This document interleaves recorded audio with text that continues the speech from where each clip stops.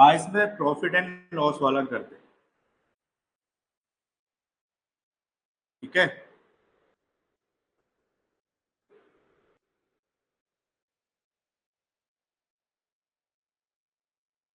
ये वाला टॉपिक के क्वेश्चन नहीं आता। ठीक है,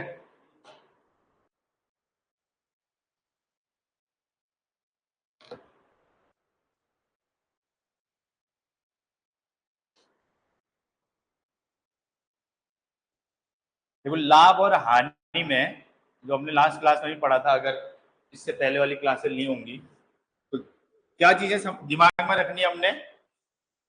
सबसे पहले रखना है सेलिंग प्राइस या कॉस्ट प्राइस। फर्स्ट वैल्यू कहते हैं कॉस्ट प्राइस,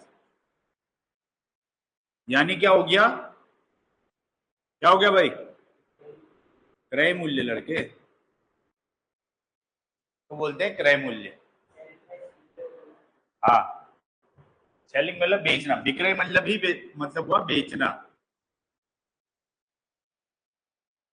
सेलिंग प्राइस ये हो गया विक्रय मूल्य। ठीक है, अगर मुझे लाभ और हानि सीखना है तो इन दोनों चीजों के बारे में पता होना चाहिए कि क्रय मूल्य क्या होता है और विक्रय मूल्य क्या होता है, यानी cost price and selling price क्या होता है। ठीक है, कॉस्ट प्राइस मतलब हो गया कि कोई वस्तु कितने कीमत की है।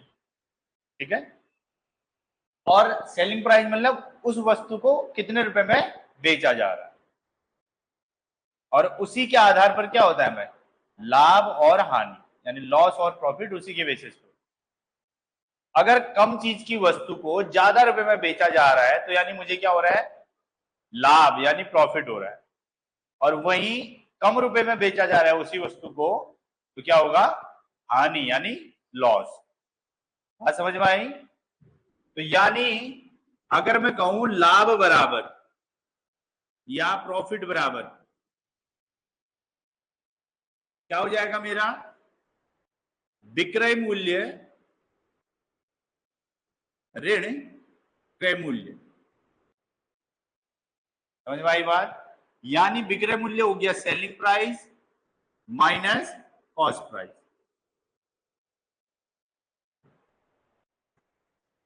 है भाई, समझे। यानी लाभ तभी होगा जब क्रय मूल्य यानी जितने रुपए की भी चीज है, कॉस्ट प्राइस जितनी भी है उससे ज्यादा क्या होनी चाहिए आपकी, सेलिंग प्राइस यानी विक्रय मूल्य होना चाहिए, तो ही तो लाभ हो पाएगा।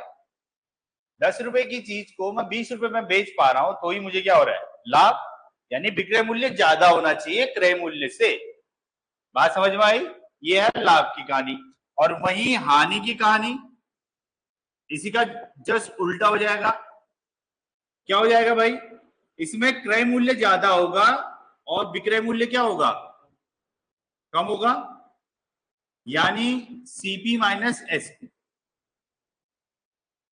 यानी जो चीज हमारी जितने रुपए की भी थी उससे कम रुपए में मैंने उसको बेच दिया है, तो ही मुझे क्या हो रहा है, लॉस हो रहा है यानी हानि हो रही है। बात समझ में आई कि कब लॉस होगा मुझे, कब प्रॉफिट होगा। ये तो बच्चों वाली कहानी है कि भैया लॉस कब हो रहा है, हानि कब हो रहा है, ये तो बताएगा नहीं, मतलब ये छोटी चीज तो पूछेगा नहीं। ज्यादा से ज्यादा पूछ सकता है आपको परसेंटेज में पूछ सकता है ये चीज कि भैया आप बताओ कि लाभ जो हो रहा है यानी प्रॉफिट जो हो रहा है उसको परसेंटेज में बताओ, प्रॉफिट परसेंट क्या होगा। समझ में आई बात। तो हम क्या करेंगे, देखो जो जिस तरीके से मुझे लाभ होता है वो तो मैंने लिखना ही है, यानी मैं यहां लिख देता हूं शॉर्ट तरीके से एसपी माइनस सीपी। ठीक है, क्रय मूल्य को हम सीपी लिख देते हैं और विक्रय मूल्य को एसपी लिख देते हैं। ठीक है, अब क्या होगा, ये तो लाभ हो गया। अब हमेशा ये याद रखना है कि जो भी लाभ हो रहा है और हानि हो रहा है वो किस किस पे हो रहा है, क्रय मूल्य पे पता चल रहा है या विक्रय मूल्य पे पता चल रहा है, क्रय पे। जब मुझे ये पता ही नहीं है ये वस्तु मैंने जब बनाई गई है कितने रुपए की बनाई मैंने, ठीक है, टोटल कॉस्ट कितनी लगी मेरी इसको बनाने, अगर वही नहीं पता अब मैं इसको कितने रुपए में बेच दूं, मुझे पता चलेगा मुझे प्रॉफिट हुआ है कि लॉस हुआ है, नहीं पता चलेगा। सेम वही चीज अगर भाई मुझे पता है ये 20 रुपए में बन रही है, उसी के हिसाब से डिसाइड होगा। मैं अगर ज्यादा में बेचूंगा तो मुझे प्रॉफिट होगा, कम में बेचूंगा तो मुझे लॉस होगा। तो यानी जो भी लाभ और हानि डिसाइड होता है वो किस पे होता है? कॉस्ट प्राइस पे। तो इसलिए बट्टे कॉस्ट प्राइस। ठीक है। अब इसको प्रतिशत में बताना है तो क्या करेंगे हम? क्या करते हैं हम? इंटू 100। परसेंटेज में बनाना है किसी को तो इंटू 100 कर देंगे। बात समझ में आ गई? सेम लॉस परसेंट का, यानी हानि प्रतिशत। क्या हो जाएगा भाई?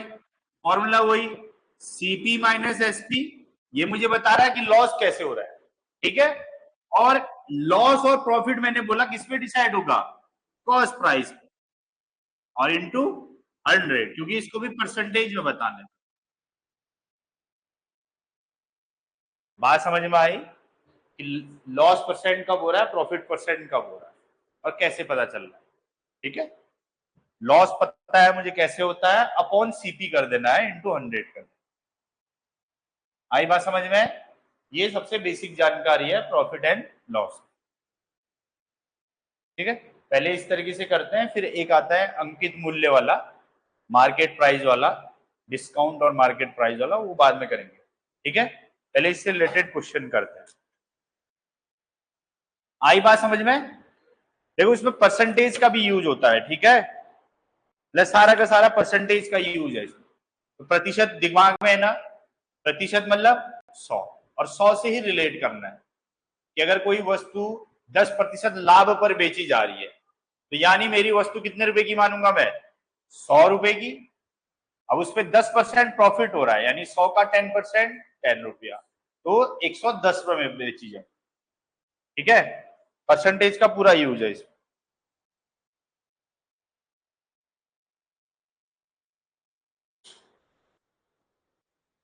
लिखो। कह रहा है एक कुर्सी को 873,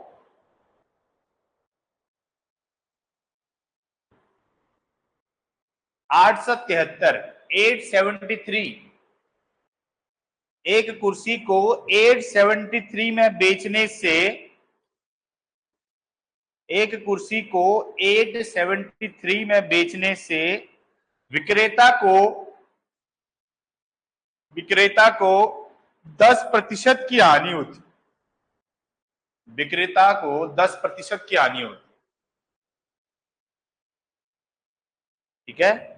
873 में किसी कुर्सी को बेचने पर 10% का लॉस होता है। तो कुर्सी का क्रय मूल्य कितना है? कुर्सी का क्रय मूल्य यानी कॉस्ट प्राइस कितनी है?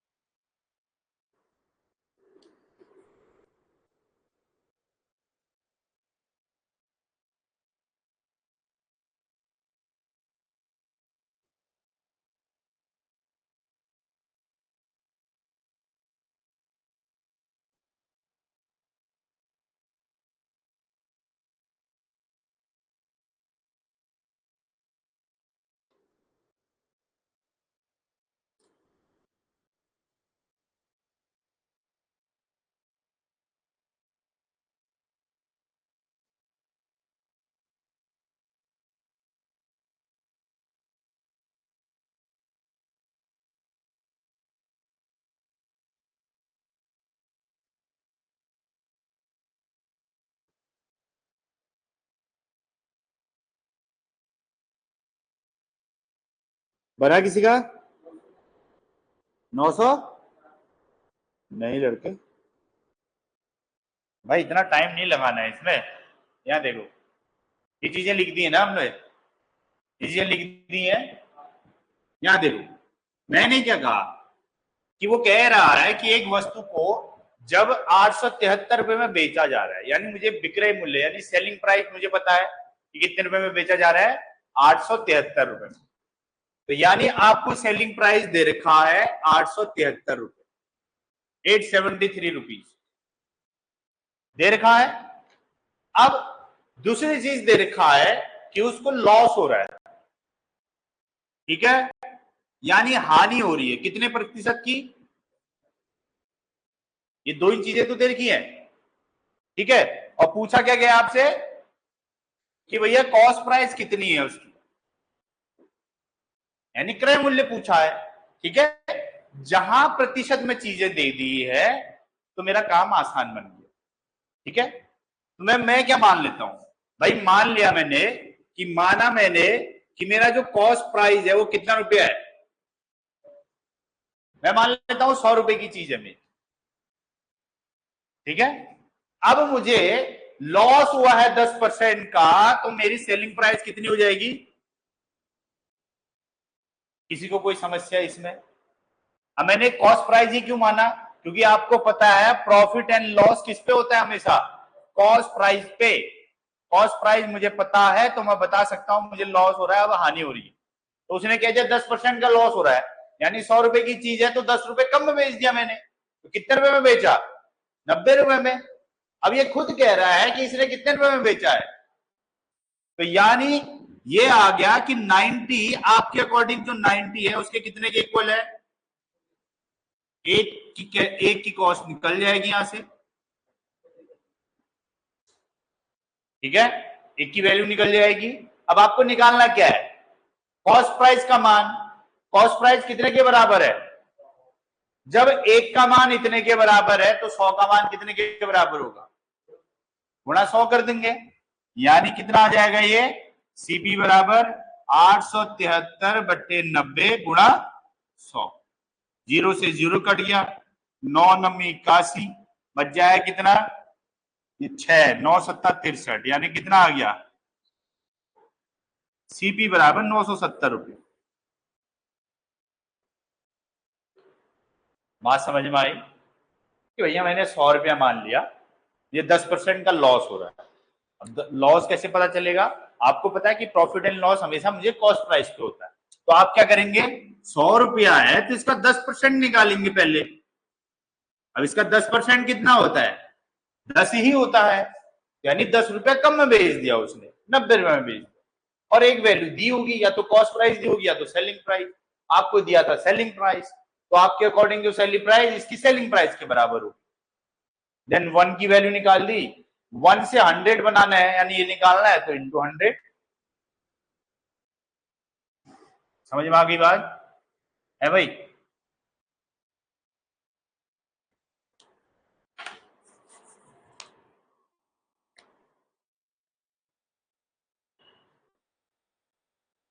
अगला लिखो,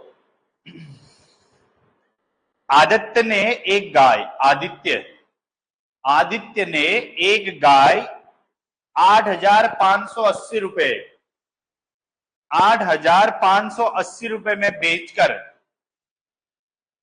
आदित्य ने एक गाय 8,580 रुपए, 8,580 रुपी में बेचकर 4% का लाभ कमाया।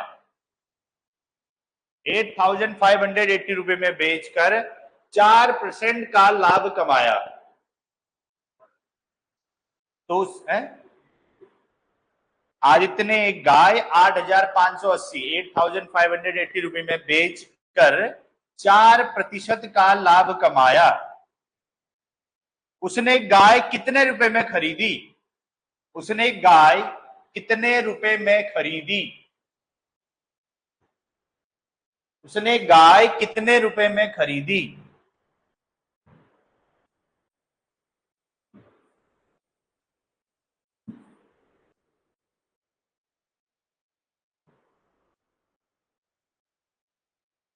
यानी अभी कॉस्ट प्राइस बतानी है आपको।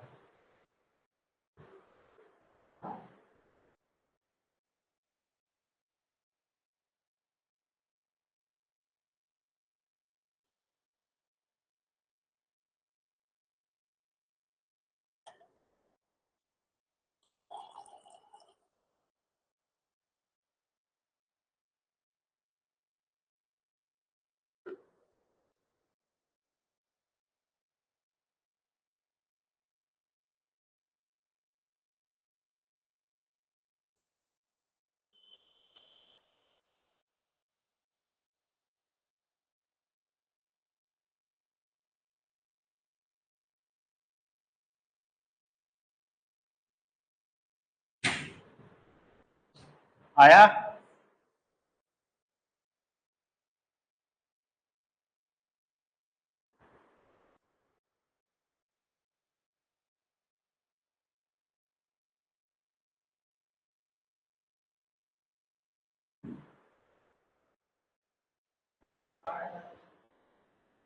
आठ हजार, हाँ 8,250।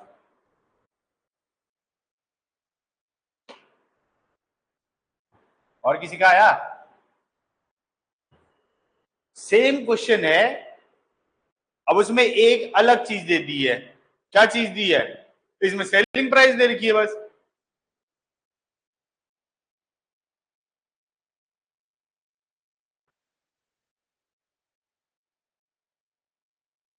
क्वेश्चन सेम है कि नहीं है?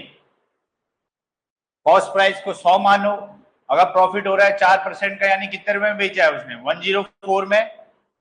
और आपको सेलिंग प्राइस दी है तो सेलिंग प्राइस इक्वल हो जाएगी, कॉस्ट प्राइस की वैल्यू निकालनी है, बस कैलकुलेशन करनी है आपको।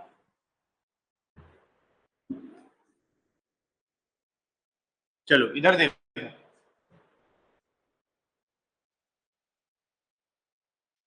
हमने माना कॉस्ट प्राइस मेरी 100 रुपए है, ठीक है, तो इसने 4% प्रॉफिट पे बेचा, यानी कितने रुपए में बेचा इसको?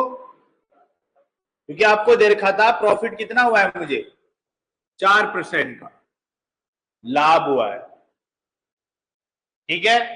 और विक्रय मूल्य यानी सेलिंग प्राइस कितना दे रखा है? 8,580 रुपया दिया है।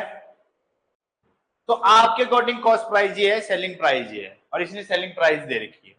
तो यानी मैं कह सकता हूं कि 104 जो है मेरा 8,580 के बराबर है कि नहीं है? यहां से एक का मान निकाल लो आप, 8,580 बट्टे 104, ये एक का मान निकल गया हमारा। अभी मैंने डिवाइड नहीं कर रखा, बट एक का मान निकल गया, ठीक है। तो आपको निकालना है 100 का मान, क्योंकि सेलिंग प्राइस कितने के बराबर है? 100, सॉरी कॉस्ट प्राइस 100 के बराबर है। तो अगर एक का मान इतना है तो 100 का मान क्या होगा? गुणा 100 कर देंगे, तो यानी हमारी सीपी निकल जाएगी, जो भी एक का मान है उसको 100 से गुणा करना पड़ेगा। सॉल्व करो, आंसर आ गया। 2×5 = 10, 2×2 = 4, 2×4 = 8, 2×4 = 2×9 = 18, ठीक है। फिर 2 से कर, 2×4 = 2×6 = 12, 2×4 = 2×2 = 2×4 = 8, 2×5 = 10। फिर और किससे कट रहा है? 2 से 13 बार, 2×2 = 2 × 7 = 14, नहीं 2 से नहीं कटेगा, 13 से कट रहा है, फिर ये है 26 से डायरेक्ट कट रहा है। हाँ हाँ, वही करना पड़ेगा, ठीक है। 145/13 इंटू 50, 13×13 बच जाएगा कितना? 8, 8 तिरछे का 78 आ जाएगा ना, ठीक है। तिरछे का 78, 78 हो गया, यानी कितना बन गया? 6, 13×5 = 65, 5×5 = 25, 16×5 = 80, 80 और 2 = 82। तो सेलिंग प्राइस कितना आ गया? 8250।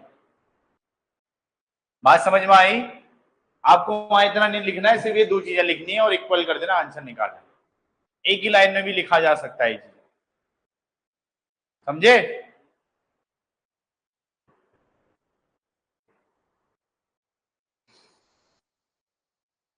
इतना समझ में आ गया? अब प्रश्न में थोड़ा चेंज करते हैं, क्या? लॉस और प्रॉफिट तो देगा ही देगा। अब ये फिर पूछेगा अगर मैं इतने रुपए में बेचूं तो इसको मुझे क्या लाभ होगा, हानि होगा, ऐसा ऐसा कुछ पूछेगा। या हो सकता है कॉस्ट पूछ ले, कुछ पूछ ले।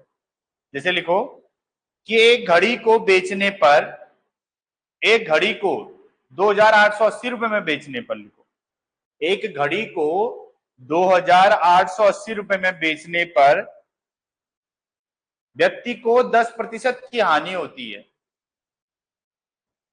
एक घड़ी को 2,880 रुपए में बेचने पर व्यक्ति को 10% की हानि होती है,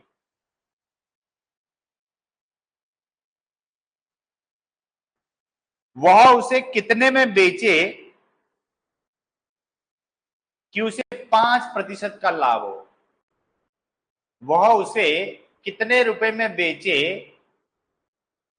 कि उसे 5% का लाभ हो।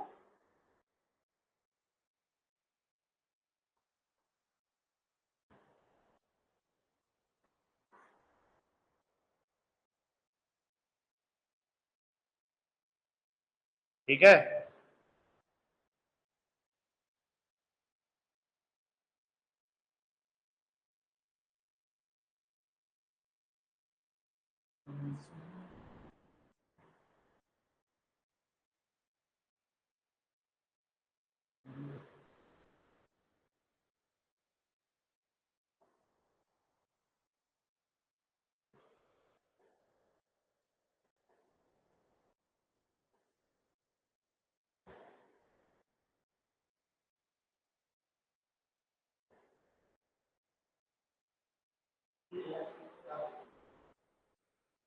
₹3,360, बहुत बढ़िया।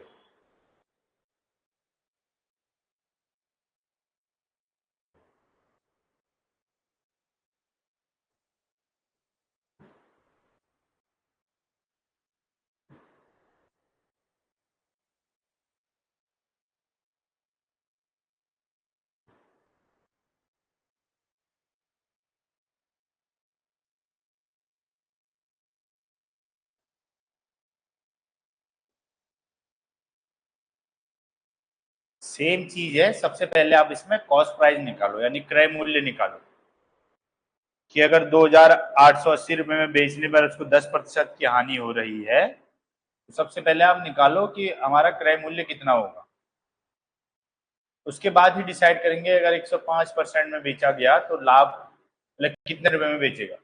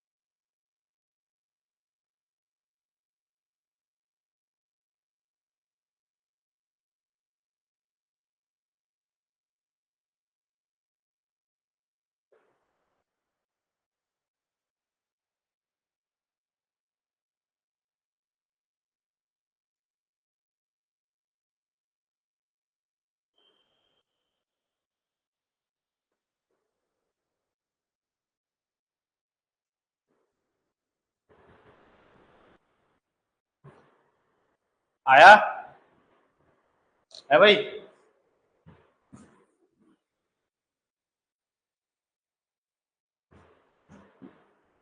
लड़कों, इसको एक लाइन में भी लिखा जा सकता है। देखो, अगर मैं मान लेता हूं 100 रुपए मेरी कॉस्ट प्राइस है, यानी हमारा क्रय मूल्य 100 रुपया हो गया, तो विक्रय मूल्य कितना है? 90, क्योंकि 10% की हानि हुई है। ठीक है, लेकिन ये क्या कह रहा है, अगर वो कह रहा है 5% लाभ पर बेचे तो कितने रुपए में बेचेगा, यही पूछ रहा है ना वो। यानी आपको एक चीज पता चल रही है, एक तो विक्रय मूल्य में बेच चुका है वो, अब एक दूसरा विक्रय मूल्य भी कह रहा है कि अगर वो इसी चीज को 5% लाभ पर बेचता तो कितने रुपए में बेचता। समझ रहे हो मेरी बात? यानी एक विक्रय मूल्य तो ये है, तो दूसरा विक्रय मूल्य भी पूछ रहा है। वो कितना पूछ रहा है? 105% लाभ पर पूछ रहा है आपसे। समझ रहे हो नहीं समझ रहे हो? अब लाभ और हानि किस पर होती है मुझे? क्रय मूल्य पर, यानी कॉस्ट प्राइस पे। तो सबसे पहले मेरा काम क्या रहेगा? कॉस्ट प्राइस को निकालना, यानी क्रय मूल्य कैसे निकलेगा। तो भाई आपको पता है कि 2,880 रुपया कितने के बराबर होगा मेरे? होगा कि नहीं होगा? यहां से मैं क्या निकालूंगा? सबसे पहले सीपी निकालूंगा। कैसे? गुणा, क्योंकि ये एक का मान आएगा कि नहीं आएगा। अब वो लिखने की जरूरत तो नहीं है ना? अब इसको डायरेक्ट भी काट सकते हैं।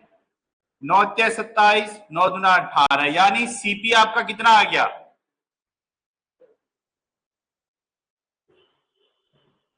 समझ में आ गई बात? अब इसी पर बेचना है मुझे, 5% लाभ पर इसको बेचना है, तो कितने रुपए में बेचूंगा मैं? या तो मैं क्या काम करूं, या तो मैं इसका 5% निकाल लूं। तो लेट सपोज अगर मैं 5% निकाल लेता हूं लाभ, तो मैं करता हूं 3200 का 5% निकालता हूं पहले, तो कितना आ जाएगा ये? 5 दूना 10, 5 × 15, 160 रुपये। तो यानी जितने रुपए की भी चीज है उसको 160 रुपए अधिक में बेचना है, तो मेरी सेलिंग प्राइस कितनी आ जाएगी? 3360 रुपए आएगी कि नहीं आएगी? या हम चाहते थे अगर एक ही लाइन में इसका आंसर आ जाए तो यहां पर डायरेक्ट भी करा जा सकता है, अगर आप कैलकुलेशन से बचना चाहते हो, एक ही साथ कैलकुलेशन करना चाहते हो, तो क्या करेंगे? देखो 2880 ये हमारा 90 के बराबर है, मैं यहां से कॉस्ट प्राइस निकालू, है कि नहीं? ये बेसिकली पूरा का पूरा क्या निकला मेरा? Cost price. तो अब मुझे बताना अगली बार सेलिंग प्राइस, यानी हमें बताना है विक्रय मूल्य। तो ये पूरा का पूरा कितने के बराबर होगा अगली बार? 100 के बराबर होगा कि नहीं होगा? ये अब अगली बार सिर्फ क्या निकल रहा है? यही तो होगा। 3200 100 के बराबर है, तो मुझे निकालना कितने की वैल्यू है? यही तो करा है हमने अभी तक।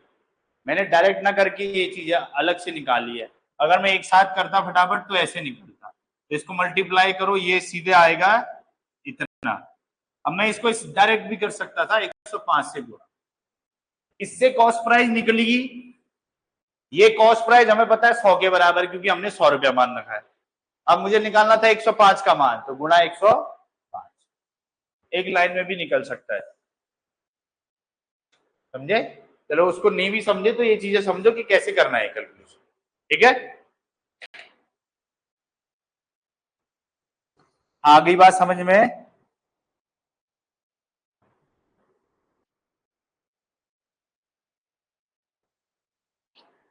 आ गई भाई? कर लोगे इस तरह का क्वेश्चन?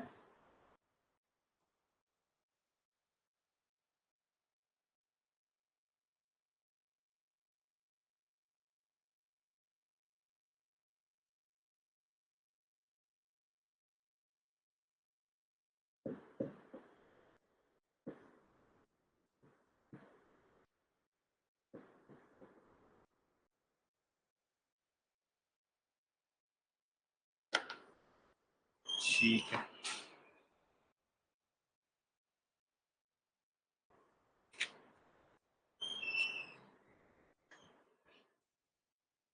चलो एक वस्तु वाला करते हैं। चलो देखते क्या बताइए कभी आ जाए।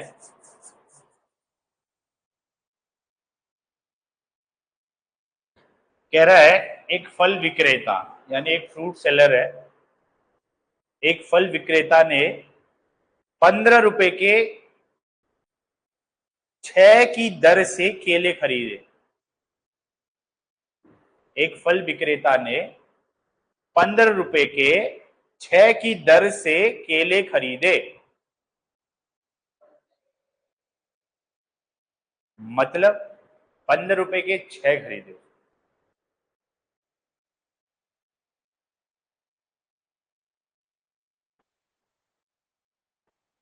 मतलब हुआ कि हर 15 रुपए के 6 केले खरीदे, ठीक है? 15 रुपए के 6, समझ में आ रहा है? दर मतलब होता है एक, तो एक साथ कितने खरीद रहा है वो? 6। कितने? 15 रुपए के। और 12 रुपए के 4 की दर से बेच दिए, और 12 रुपए के 4 की दर से बेच दिए, मतलब 12 रुपए में 4 केले उसने बेच दिए, मतलब हर 12 रुपए में उसने 4 केले बेचे हैं। समझ में आ रही बात? तो पूछ रहा है उसका लाभ या हानि प्रतिशत ज्ञात कीजिए, कि उसको लाभ हुआ कि हानि हुआ है, प्रतिशत में बताओ। कह रहे लाभ हुआ है कि हानि हुआ है, प्रतिशत में बताइए।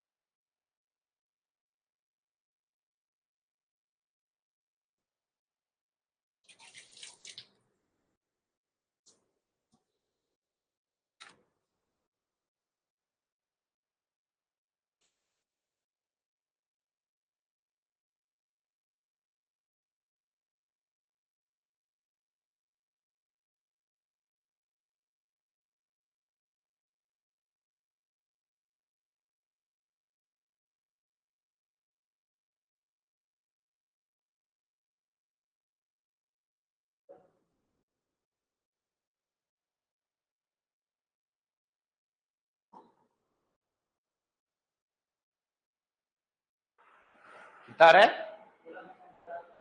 16%।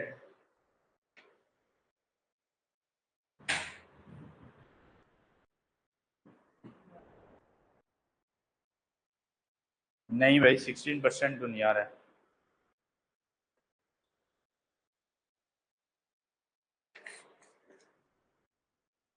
देखो ये प्रश्न उतना टफ नहीं है, बहुत आसान है।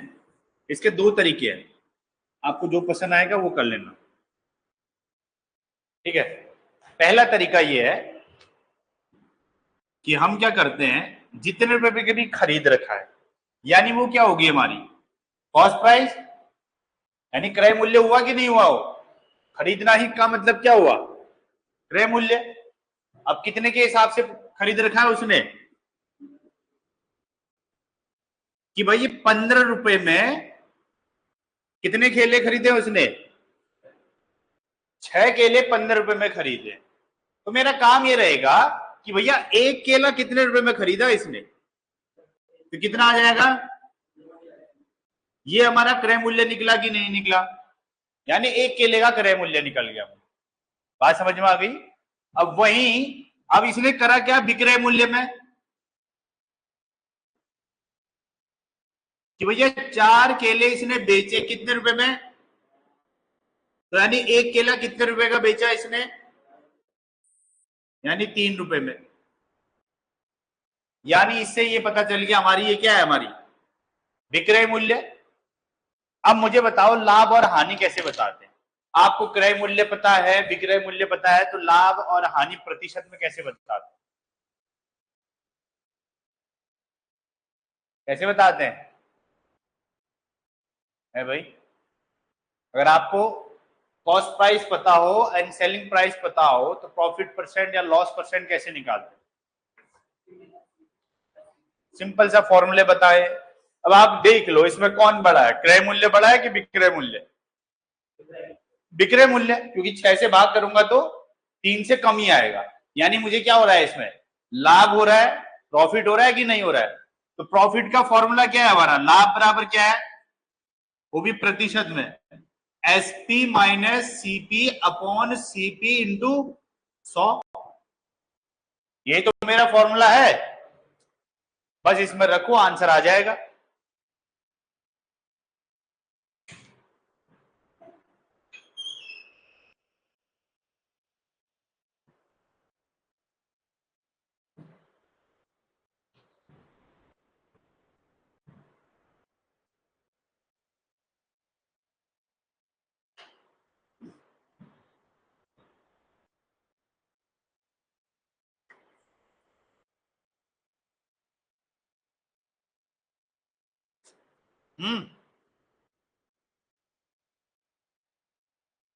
कितना आया,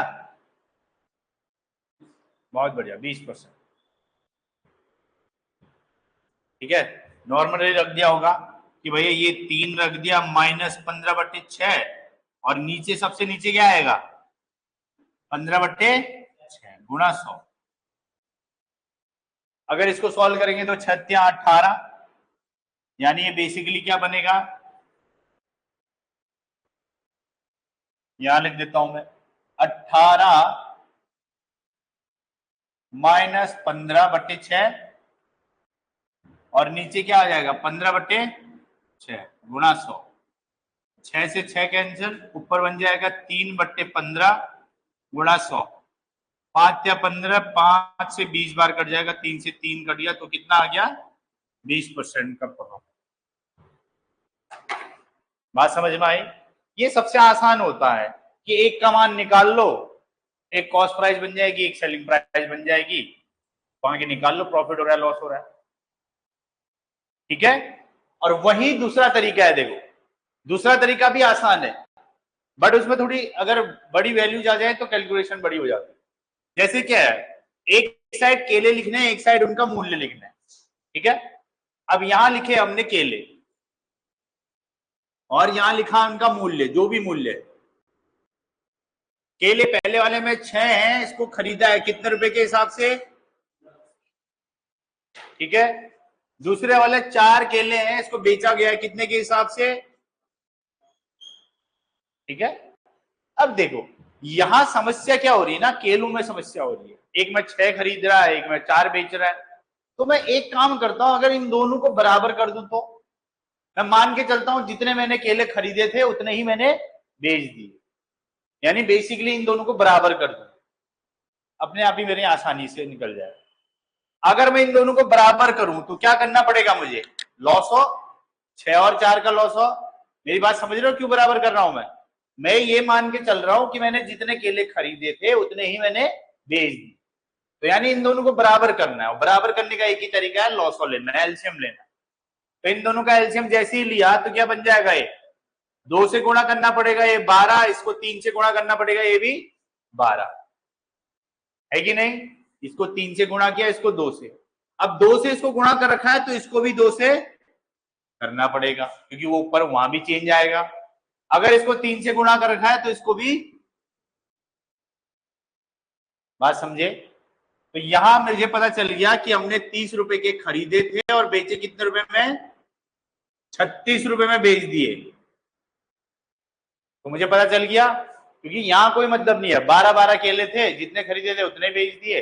हमें अब मूल्य से मतलब है कि भाई मैंने 30 रुपए के टोटल 12 केले खरीदे और 12 केले मैंने 36 रुपए में बेच दिए, तो यानी मुझे क्या हो गया, लाभ हो गया, प्रॉफिट हो गया। कितने का प्रॉफिट हो गया भाई, 6 रुपए का प्रॉफिट हो गया। कितने से, 30 से, क्योंकि क्रय मूल्य आएगा यानी कॉस्ट प्राइस, इसको परसेंटेज में बदलना है तो इंटू 100, ये कट जाएगा 5 बार, 5 से कट जाएगा 20 बार, तो कितना आ जाएगा मुझे, 20% का प्रॉफिट हो जाएगा। बात समझ में आई। कोई भी एक तरीका अपना लो जो तुम्हें पसंद है, वो कर सकते हो।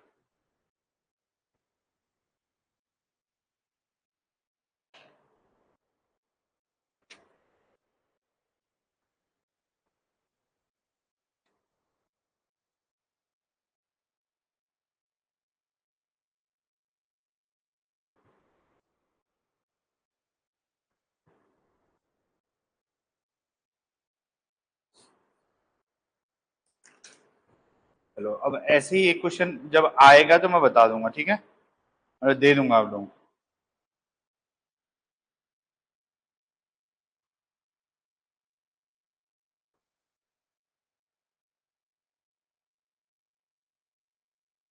अगला, अब मैं थोड़ा बहुत बताता हूँ मार्केट प्राइस वाला, ठीक है, अंकित मूल्य और डिस्काउंट वाला। ठीक है, ये दो चीजें समझ में आ गई है ना। एक मेथड दिमाग में रखो, बन जाए। अब आता है एक मार्केट प्राइस, जिसको हम बोलते हैं अंकित मूल्य। ठीक है, मार्क्ड प्राइस या अंकित मूल्य।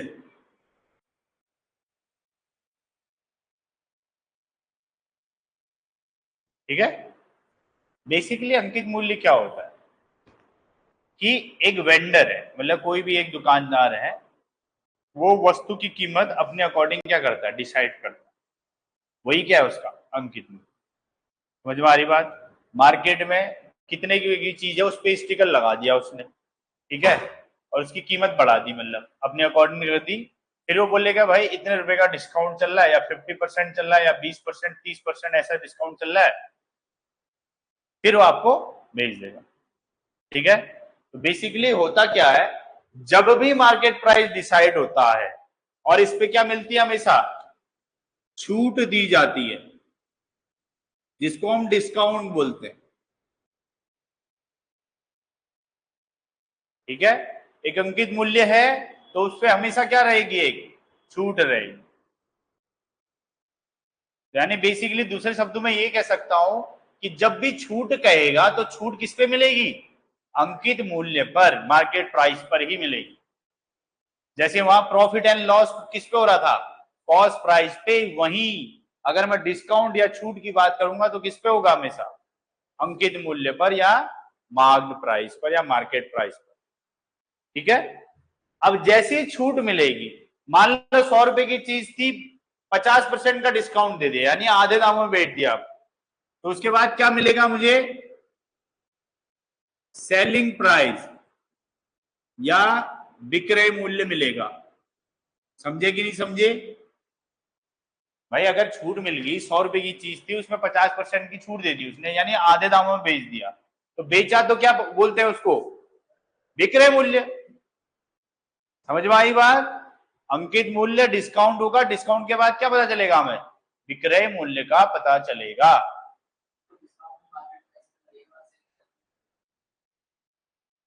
सेलिंग प्राइस पे कैसे डिस्काउंट देगा कोई, तो लॉस और ज्यादा नहीं हो जाएगा। बेसिकली अंकित मूल्य या मार्केट प्राइस इसलिए रखी जाती है जिससे उसको प्रॉफिट हो। एक तो कस्टमर को अट्रैक्ट करने का तरीका होता है, दूसरा आपका प्रॉफिट बढ़ जाए। ठीक है, 1000 रुपए की चीज को आपने 3000 रुपए का टैग लगा दिया उस पर और कह दिया 50% डिस्काउंट, तो कस्टमर पहली बात तो वैसे ही खिंचा आ जाएगा, 50% यानी आधे दामों में मिल रहा है, तो 1500 रुपए की शर्ट दे दी आपने, जबकि वो 1000 रुपए की थी। ठीक है, तो यानी जब भी डिस्काउंट मिलेगा मार्केट प्राइस पे मिलेगा, देन मिलेगा मुझे क्या, सेलिंग प्राइस। आई बात समझ में कुछ।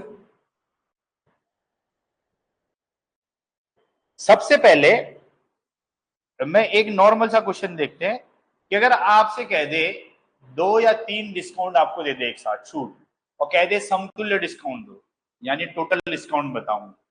ठीक है, जैसे मैं लिख दूं 20% और 10% की छूट दे रहा है, कोई डिस्काउंट दे रहा है। ठीक है, फिर आपसे पूछ रहा है समतुल्य डिस्काउंट पूछ रहा है, या समतुल्य छूट, या कह सकते हैं टोटल डिस्काउंट। यानी बेसिकली क्या हुआ, आप दुकान में गए, उसने कहा मैं 20% की छूट, क्योंकि आप मेरे पहचान वाले हो। दूसरा कि हम कस्टमर को 10% छूट चल ही रहा है हमारा। ठीक है, तो आप सोचोगे 20% इसने मुझे अपने अकॉर्डिंग दिया, 10% चल ही रहा था, तो टोटल डिस्काउंट मिला कितना मुझे। समझ में आ रही बात, वो जानने के लिए हम क्या करेंगे, कुछ तरीके करना है आपने। क्या करना है, आप 100 से भी कर सकते हैं, फ्रैक्शन से भी कर सकते हैं।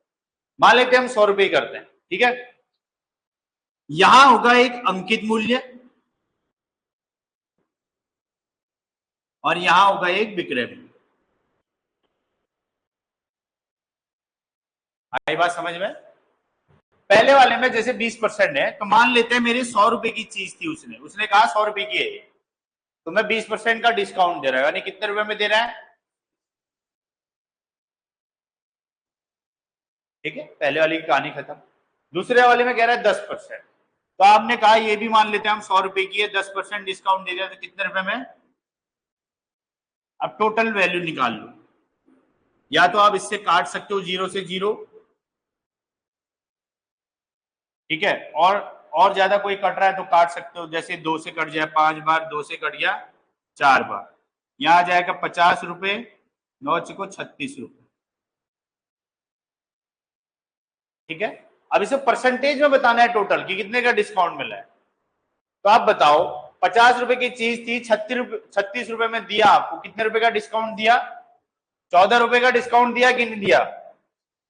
अब डिस्काउंट हमेशा किस पे मिलता है, अंकित मूल्य पर, तो इसलिए नीचे क्या आएगा,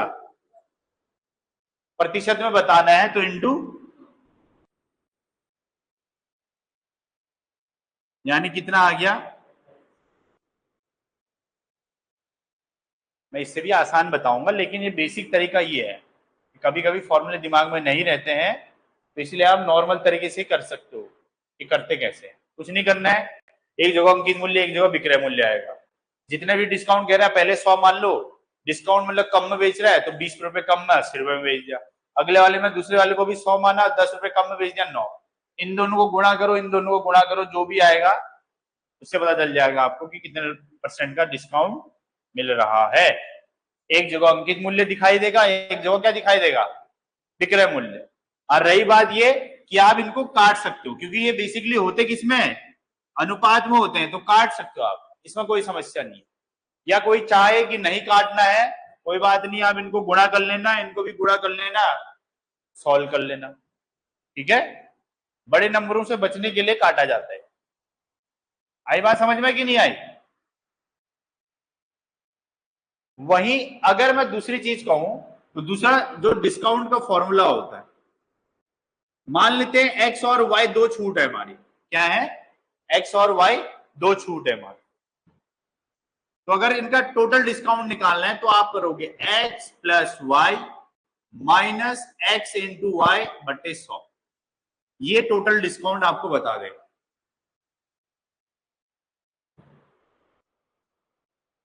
समझे मेरी बात, एक को एक्स मान लो, एक को वाई मान लो, किसी को भी मान लो एक्स वाई।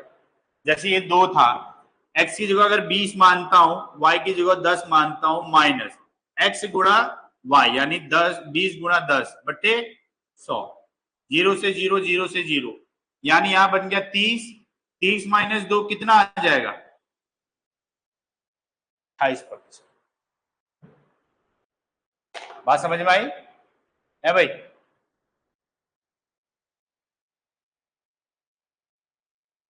ये तो सिंगल डिस्काउंट निकाल लोगे फिर, तो दूसरा क्वेश्चन देने की जरूरत तो नहीं है भाई, इसको जरूरत है।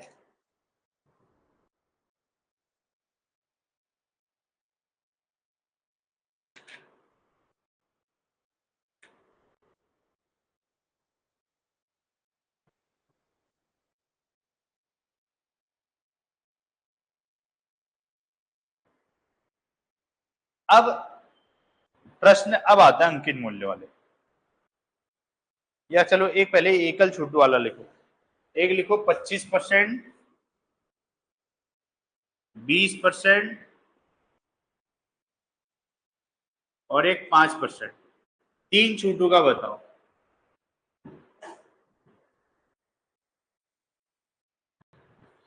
20, 25, 20 और 5%।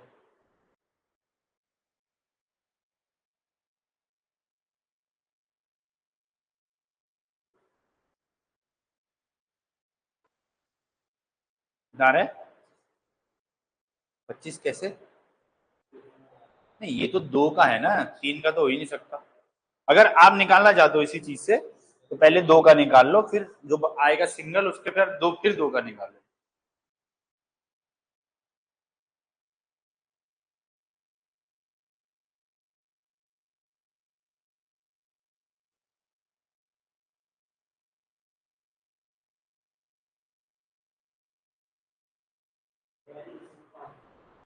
बता रहे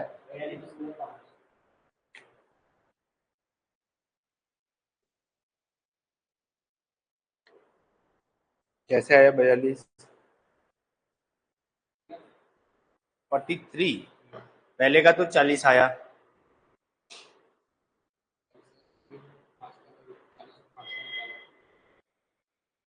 फिर 40 और उसका करा ना 5 का, 45 माइनस 4 पंचे 20, 200 यानी 2, 43, हाँ 43 बनेगा, 43 बनेगा भाई।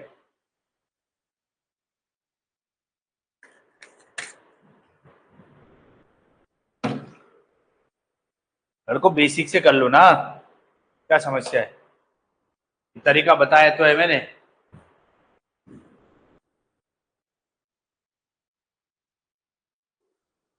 100 से 25% है यानी 75 है, हाँ कितना, हाँ।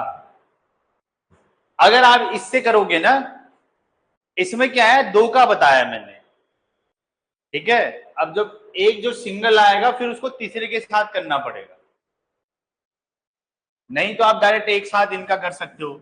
100 है 75 हो जाएगा, 100 है 80 हो जाएगा, 100 है 95 हो जाएगा। ठीक है, एक जीरो से एक जीरो कट गया, 25 चक्को 100, 25 से 75 हो गया।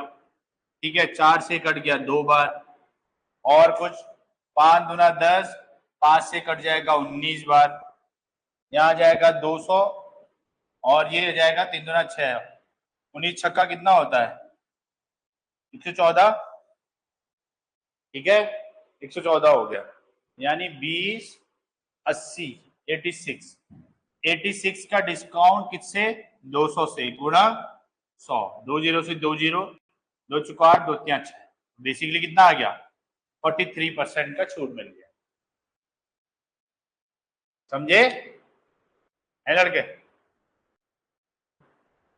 चलो फिर अब हम प्रश्न करेंगे इस तरीके से कि सबसे पहले वो क्या करेगा, जो भी उसकी कीमत है वस्तु की पहले उसको बढ़ाएगा वो, फिर उसमें छूट देगा, फिर आपसे पूछेगा इसको लाभ हुआ कि हानि हुआ। ठीक है, चलो लिखते हैं, लिखो। एक दुकानदार अपने सामान का क्रय मूल्य से 20% अधिक अंकित करता है। एक दुकानदार अपने सामान पर क्रय मूल्य से 20% अधिक अंकित करता है।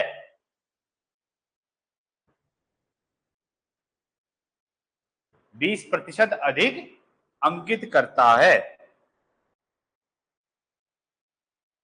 तथा अंकित मूल्य पर 10% की छूट देता है। तथा अंकित मूल्य पर 10% की छूट देता है।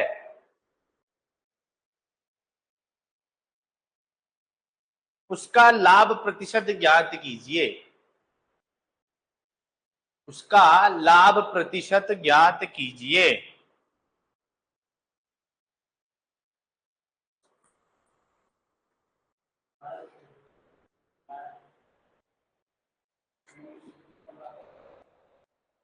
बीस परसेंट, यानी अगर 100 रुपए की चीज है तो 20 रुपया बढ़ा दे रहा है, यानी 120 रुपया लिख दे रहा है वो, फिर उसमें 10% की छूट दे रहा है आपको। बताओ उसको लाभ कितना हुआ है? ये तो आसान है प्रश्न। आप किसको मानोगे सबसे पहले इसमें? क्रय मूल्य को मानो 100 रुपया। अगर आप 100 रुपया क्रय मूल्य को मानते हो तो 20% उसमें बढ़ा रहे हो, बढ़ा के क्या मिलेगा? अंकित मूल्य, यानी मार्केट प्राइस कितना हो जाएगा 120 रुपया। अब उसमें 10% की छूट दे दो उसको, तो अगर 120 में 10% की छूट दोगे तो कितने रुपए में बेचेगा उसको?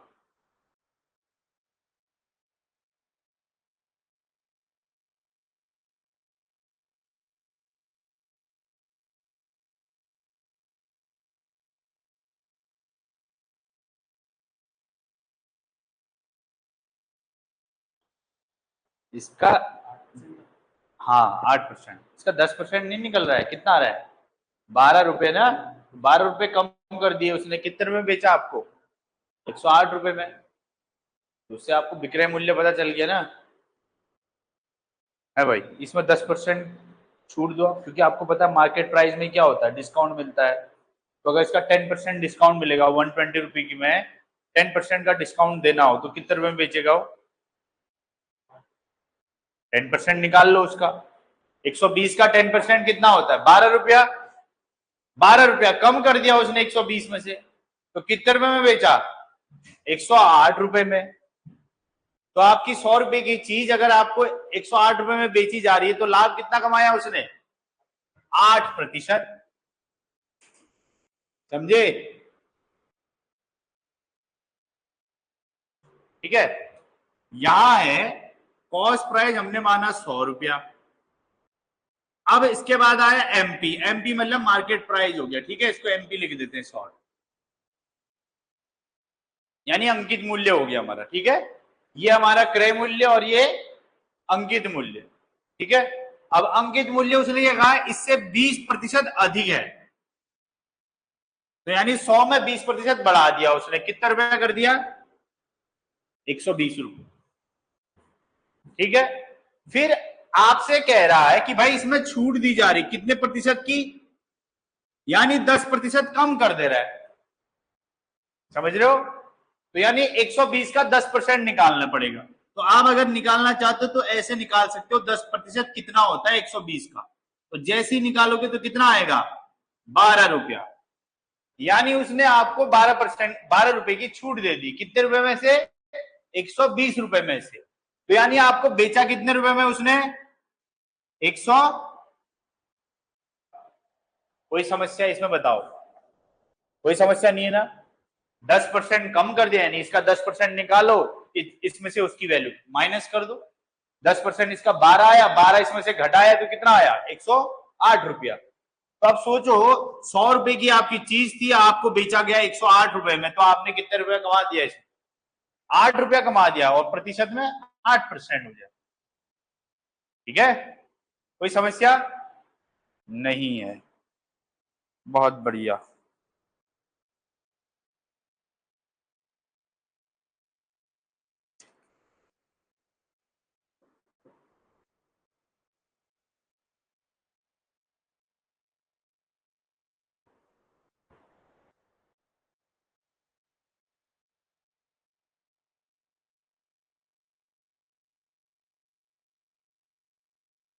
ठीक है, इससे बड़े क्वेश्चन तो बताने की वैसे जरूरत तो नहीं है।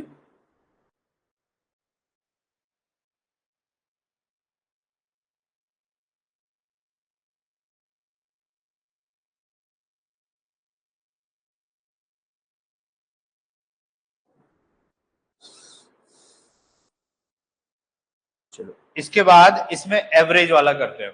ठीक है, ये चीजें समझ में आ गई?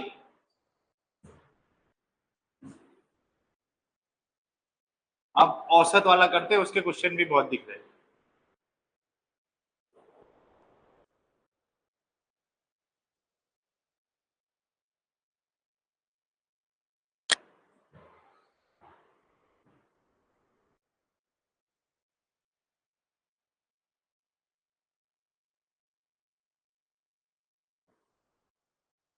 देखो, औसत कहानी में बहुत आसान है, और चीजें समझनी है आपको। ठीक है, और हर बार क्या करना है वो समझना है। देखो, औसत मतलब अगर मैं कह दूं कि भैया कुछ संख्याएं हैं, उनका औसत निकालना है, मान लो 5 संख्याएं, 10 संख्याएं, 20 संख्याएं, जितने भी हैं उनका औसत निकालना है। तो औसत मतलब होता है कुल संख्याओं का योग, कुल संख्याओं का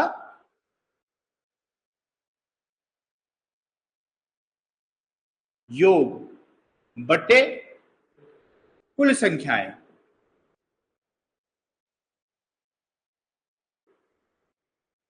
ठीक है, यानी टोटल सम, टोटल सम, और नीचे से आ जाएगा टोटल नंबर्स। समझ में आई बात?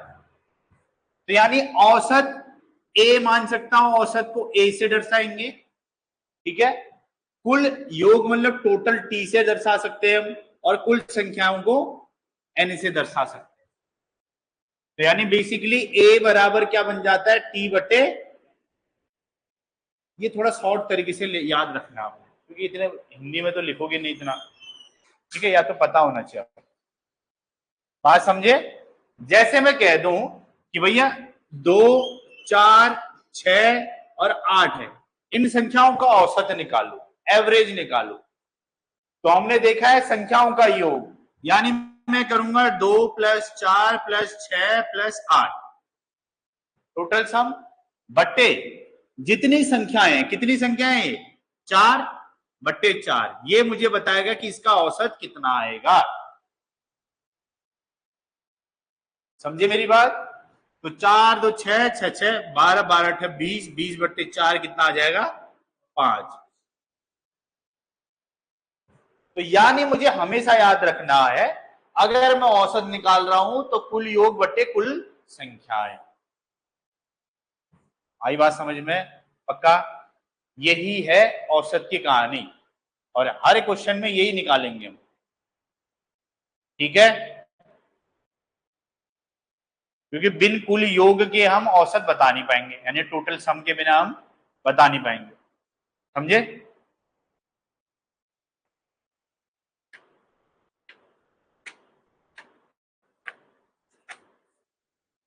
तो चलिए औसत,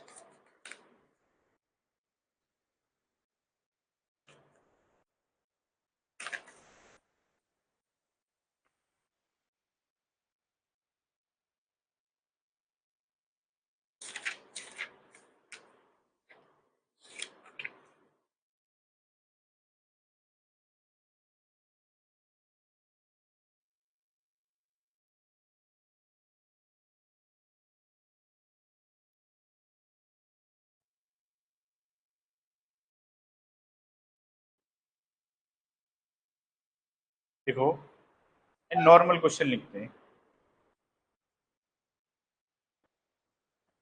50 तक की सभी सम, 50 तक की सभी सम प्राकृतिक संख्याओं का औसत कितना है?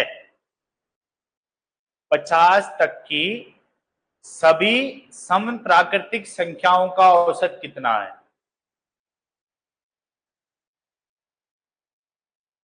अप टू 50 तक sum of all natural even numbers, average निकालना है।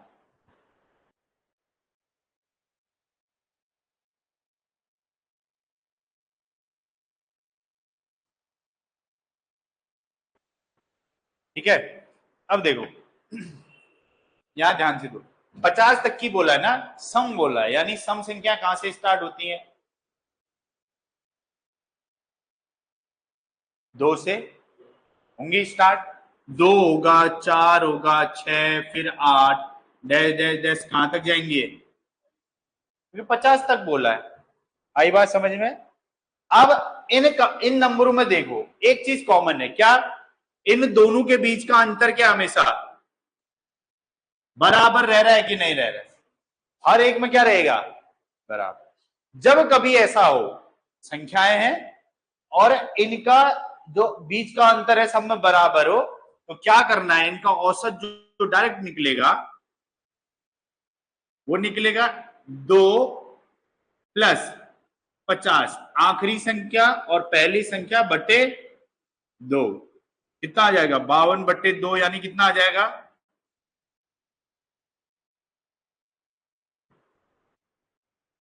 ठीक है, अगर ये नहीं आए तो क्या करना है वो भी समझा देता हूं। ठीक है,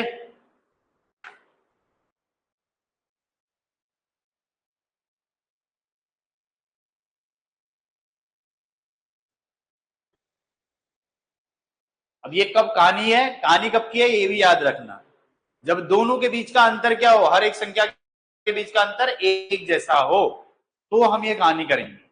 ठीक है, पहली संख्या और सबसे लास्ट वाली संख्या बटे 2। ठीक है, नहीं तो दूसरा तरीका, आपने ये चीज पढ़ी होगी 10th क्लास में, एपी वाला चैप्टर जो होता है समांतर श्रेणी वाला, ठीक है, उसमें जोड़ कैसे निकालते, सम कैसे निकालते, योग कैसे निकालते। सम वाला फॉर्मूला क्या होता है? एस बराबर एन बट्टे 2,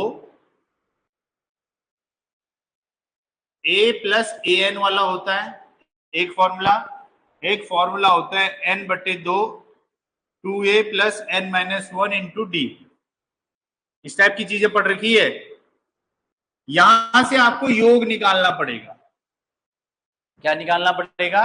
योग निकालना पड़ेगा। एन मतलब कितनी संख्याएं पहले तो, ए पहली संख्या, ए एन लास्ट वाली संख्या, और डी होता है अंतर, इन दोनों के बीच का अंतर। अब सबसे पहले तो मुझे काउंट करने पड़ेंगे कितने नंबर है। ठीक है, बट इनका भी तरीका है कैसे निकाला जा सकता है। इसका एक तरीका है ये वाला, a plus N minus 1 into D, ये फॉर्मूला भी पढ़ रखा होगा। ये आखिरी संख्या है, पहली संख्या, एन मतलब कितनी संख्या है, डी मतलब दोनों के बीच का अंतर, जिसको हम सार्व अंतर बोलते हैं। ठीक है, उससे भी कर सकते हैं। अगर मैं इसको इसमें अप्लाई करूंगा तो यहां से एन निकालना पड़ेगा, बहुत लंबा हो जाएगा। ठीक है, निकाल तो सकते हैं। जैसे ए एन बराबर आ जाएगा 50, ए बराबर 2, एन नहीं पता, एन निकालना है, डी बराबर 2 है, तो यहाँ आ जाएगा तो 48, 48 बराबर एन माइनस 1 इंटू 2, 2 से कट जाएगा 24 बार, तो एन बराबर कितना आ जाएगा 25, एन की जगह कितना आ गया 25। अब इसमें से कोई भी फॉर्मूला रख लो, ठीक है। अगर मान लो पहले वाला रख देता हूं तो आ जाएगा 25/2, A2 प्लस ए एन बराबर 50 है, ठीक है। तो कितना आ रहा है 25 गुणा 52/2, ये क्या आ रहा है योग है, ये बेसिकली क्या है योग। ये किस चीज की बात कर रहा हूं मैं, योग की बात कर रहा हूं, ठीक है। अगर मुझे योग पता चल गया तो मुझे पता है कुल योग बट्टे क्या करना पड़ता है कुल संख्याएं। अगर कुल योग इतना है, कुल संख्याएं कितनी है हमारी 25, तो पूरे को कितने से भाग कर दूंगा मैं 25 से 25 कट जाएगा, ये डिवाइड करेंगे तो कितना आ जाएगा तब भी आ जाएगा, ठीक है। बट ये थोड़ी लंबी प्रोसेस है, बट इसे दिमाग में रखना है, ठीक है।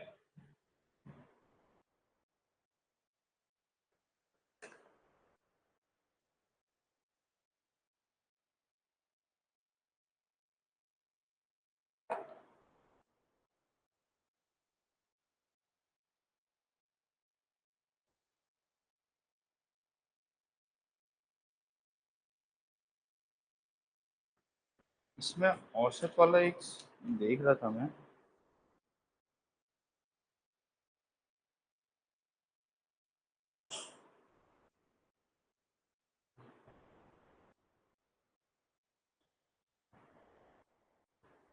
देखो 13 संख्याओं का औसत 68 है, 13 संख्याओं का औसत 68 यानी 68 है, 13 नंबर्स एवरेज है आपका 68।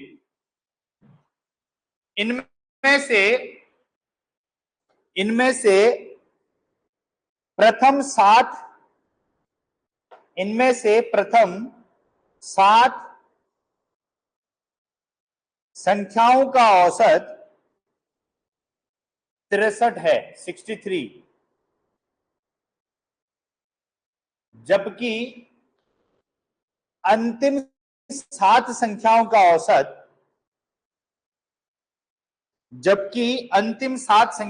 औसत 70 है। 7 फर्स्ट 13 जो 13 नंबर्स है उनका एवरेज है 68, ये कह रहा है फर्स्ट 7 नंबर्स जो एवरेज है 63 है, और लास्ट जो 7 नंबर्स है उनका एवरेज है 70। तो पूछ रहा है सातवीं संख्या क्या होगी, सातवीं संख्या पूछ रहा है आपसे, सातवीं संख्या क्या होगी। इस तरीके का प्रश्न हमेशा आता है, जैसे टेम्परेचर वाले में भी आता है सर।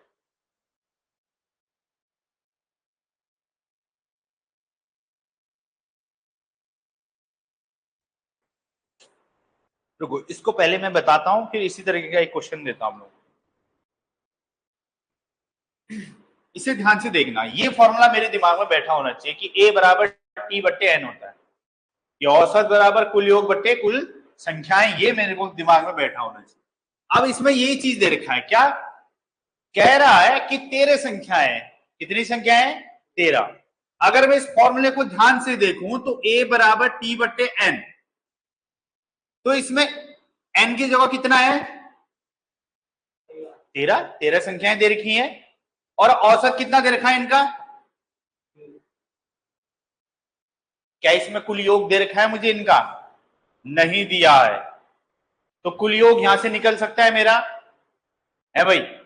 औसत मुझे 68 दे रखा है, कुल संख्याएं 13 दे रखी हैं, कुल योग दे रखा है इसका नहीं दे रखा है, तो यहां से टी का मान निकल सकता है, यानी कुल योग कितना आ जाएगा 68 गुणा,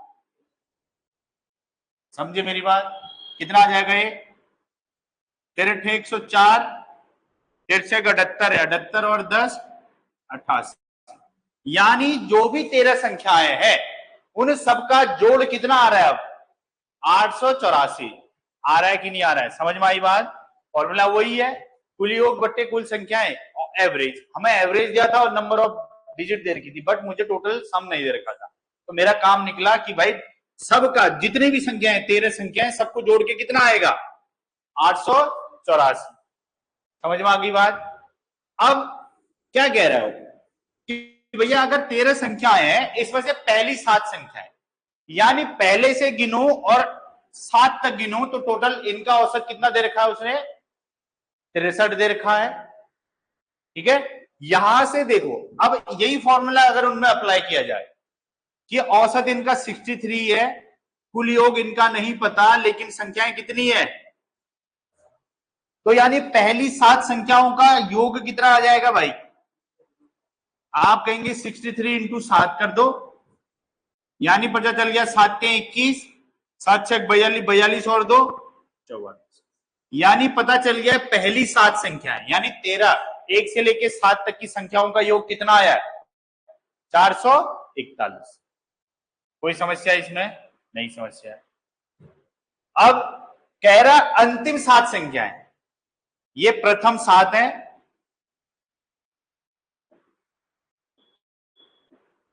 और अब अंतिम 7 संख्याएं पीछे दिख रहा है, यहां दिख रहा है नहीं।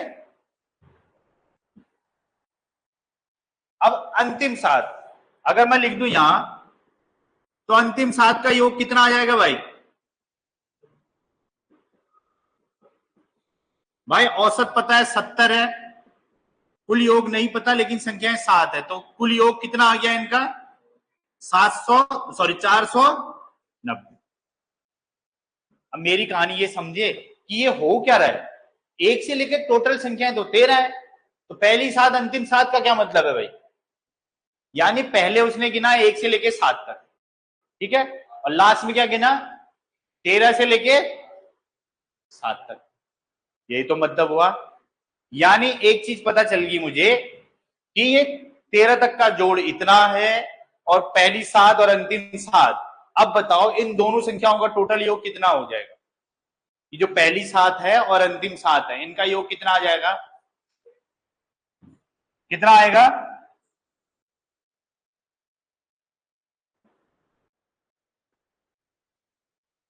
490 और 441, 1 9 4 13, 4 4 8 1 9। अब इनमें कितनी संख्याएं हैं, 14 संख्याएं हैं कि नहीं है भाई, मानते हो इसमें 14 संख्याएं हैं, 931 में 14 संख्याएं हैं कि नहीं है लड़के, नहीं। अगर सोचो यहां से लेके 1 2 3 4 5 6 7 8 9 10 11 12 13, इसने कहा पहले प्रथम 7 यानी फर्स्ट 7 नंबर्स, ये देखो ठीक है। अब इसने कहा लास्ट 7, लास्ट 7 का आएगा 1 2 3 4 5 6 7, यानी ये जो 7 आ रहा है ना डबल बार आ गया इधर, इसलिए टोटल कितने डिजिट बन गई है 14।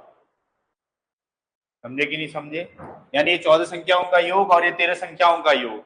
अब आपसे पूछा है 7वीं संख्या, तो 14 संख्याओं के योग में से 13 संख्याओं को घटा दिया जाए तो कौन सी संख्या बचेगी मुझे एक्स्ट्रा, 7वीं वाली तो बचेगी, क्योंकि 7 2 बार आ चुका है। समझे कि नहीं समझे, तो 7वीं संख्या क्या आ जाएगी,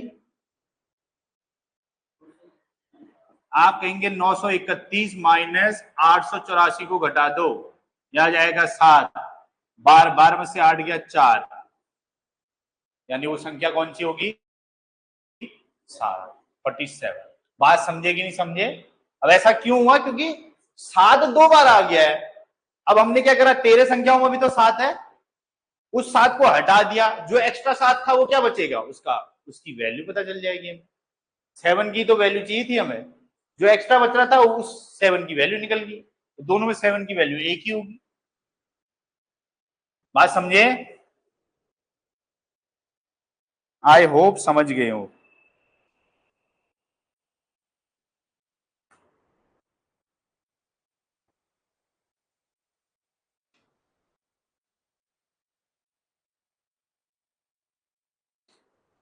आ गया ना 100%। मतलब आपके दिमाग में ये चीज होना चाहिए कि मैं कुल योग निकालूं, और वो कैसे भी निकालूं, क्योंकि उसमें दिया होगा या तो संख्याएं दी होंगी या तो औसत दिया होगा, यानी इसी फॉर्मूले में से कुछ ना कुछ दिया होगा तो ही निकल सकता है। जैसे ऐसे ही एक प्रश्न लिखो, कह रहा है कि 5 संख्याओं का औसत 65 है। 5 संख्याओं का औसत 65 है। 5 संख्याओं का औसत 65 है।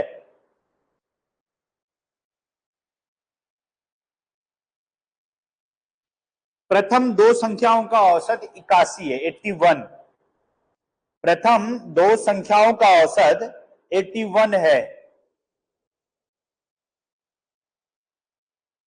तथा अंतिम 2 संख्याओं का औसत 38 है। प्रथम 2 संख्याओं का औसत 81 है और अंतिम 2 संख्याओं का औसत 38 है। तीसरी संख्या ज्ञात कीजिए। तीसरी संख्या ज्ञात है। अच्छा, आंसर भी आ गया। 38 है, 38। अंतिम 2 संख्याओं का औसत 38 है।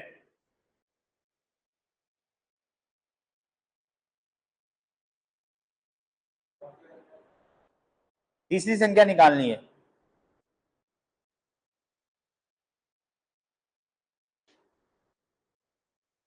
सेम प्रश्न है, प्रश्न में कोई चेंज नहीं है, बस ये चीज समझ लो, ये मेथड को दिमाग में बैठा लो।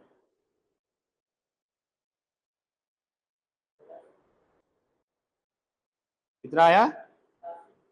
87।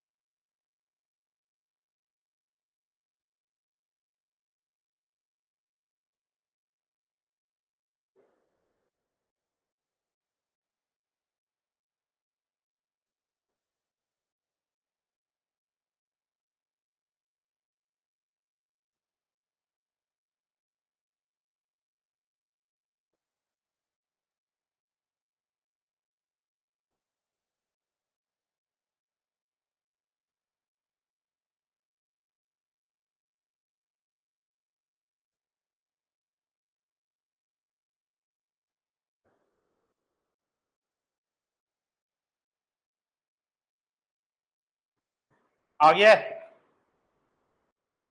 सबका आ गया होगा।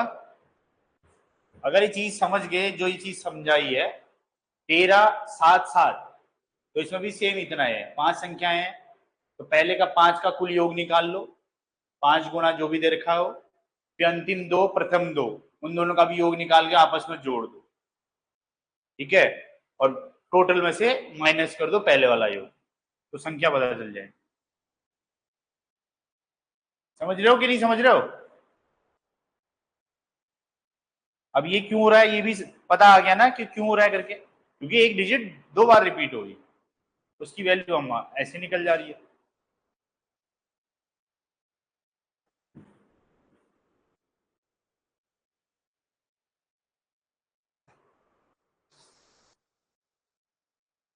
यानी 5 संख्याओं का जो कुल योग निकला 81 गुणा 5, यही है। नहीं 65। हाँ मतलब 25 5 6 30 2 25, यह आया पहली 5 संख्याओं का, ठीक है। कि प्रथम 2 संख्याएं हैं तो इन संख्याओं का योग आ जाएगा 81 गुणा 2, 2 एकम 2, 2 अठे 16, ठीक है। और अंतिम 2 संख्याओं का 38, तो 38 गुणा 2, 2 अठे 16, 2 3 6 1 7, 76। अब ये जो 2 संख्या है 2 2 करके, इन दोनों का योग कितना आ जाएगा? 162 प्लस 76, 6 2 8 7 6 13, 229, ठीक है। अब हमें निकालनी है कौन सी, तीसरी संख्या। अब इसमें कितनी संख्या है, 4 ही संख्या है। इसमें कितनी है, 5 संख्या है। तो यानी जो 4 संख्याएं इन चार, इसमें भी तो होंगी वो 4 संख्याएं, हमें कौन सी निकालनी है, 5वीं संख्या। समझे कि नहीं समझे, मतलब सॉरी तीसरी संख्या। मतलब हो क्या रहा है, जैसे ये देखो 1 2 3 4 5 संख्याएं। इसने कहा कि टोटल 5 का तो योग दे रखा है मुझे 325। इसने कहा प्रथम 2 का योग दे रखा है आपको और आखिरी 2 का योग भी दे रखा है। बची कौन सी हमारी, तीसरी वाली। वो तीसरी किसमें है, वो इसमें है। यानी ये पहली 2 और आखिरी 2 का योग कितना हो जाएगा, 229। अगर 229 को घटाऊंगा तो कौन सी संख्या का योग बच जाएगा, तीसरी। 4 संख्याओं को घटाना है तो आप कहेंगे 325 माइनस 229 कर देंगे, आ जाएगा 7 11 यानी 8 आ जाएगा, 87। बात समझ में आ गई, पक्का।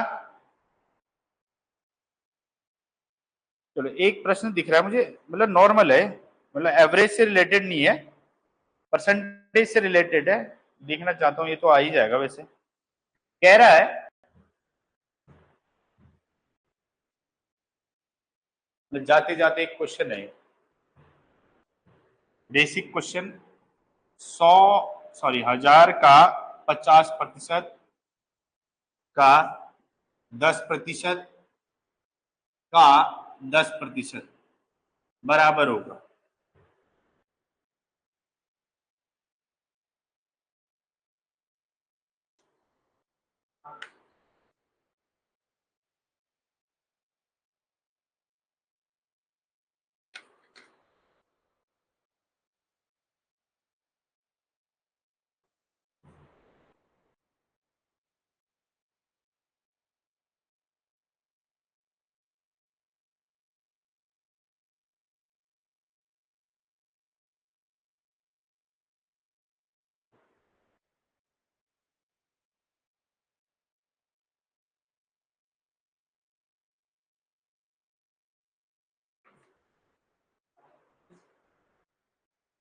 पांच आएगा बेटे, 25 कैसे आएगा, है 5 आएगा ना, 25 कैसे आया, कुछ गड़बड़ कर दिया कैलकुलेशन में। का मतलब पता है आपको, गुणा होता है खाली, गुणा का साइन लगाओ। अब मैंने बताया है संख्या में आएगा मान, इसका प्रतिशत में नहीं आएगा मान। तो अगर आपको परसेंटेज हटाना है तो क्या करते हैं हम, 100 से भाग करते हैं, जितनी बार परसेंटेज है उतनी बार 100 से डिवाइड कर दो इसको। 3 जीरो से 3 जीरो कैंसिल, ये 2 जीरो से ये 2 जीरो कैंसिल, 1 जीरो से 1 जीरो कैंसिल, बचा कितना, ठीक छो। चलो अब एक इसमें औसत चाल वाला होता है, तो औसत चाल वाला भी फॉर्मूला लिख लो आप। उसमें होता क्या है, कुल चली गई दूरी बट्टे कुल समय होता है। अगर आपसे कभी कभी पूछे औसत चाल,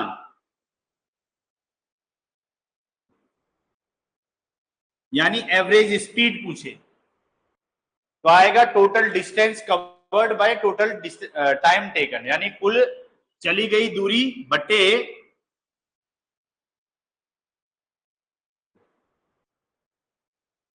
कुल लगा समय।